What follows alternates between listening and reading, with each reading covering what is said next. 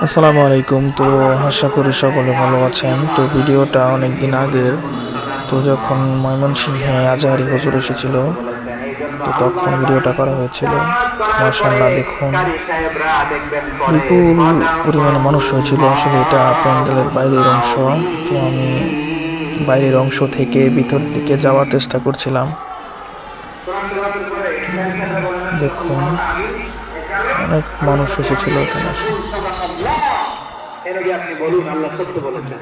এজন্য আল্লাহর বাণী তেলাওয়াতের পরে কায়দা বলে সাদাকাল্লাহুল আযীম, মহান আল্লাহ তাআলা তিনি সত্য বলেছেন। এটা বলা আবশ্যক না, সুন্নাত না, এটা জায়েজ, চাইলে বলা যায়।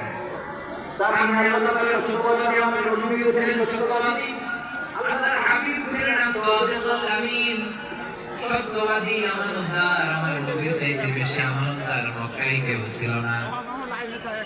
আল্লাহর হাবিবের চাইতে বেশি আমানতদার কেউ ছিল না, তার চাইতে সত্যবাদী কেউ ছিল না। আমার নবী ওনার গোটা জিন্দেগিতে একটা মিথ্যাও বলে নাই।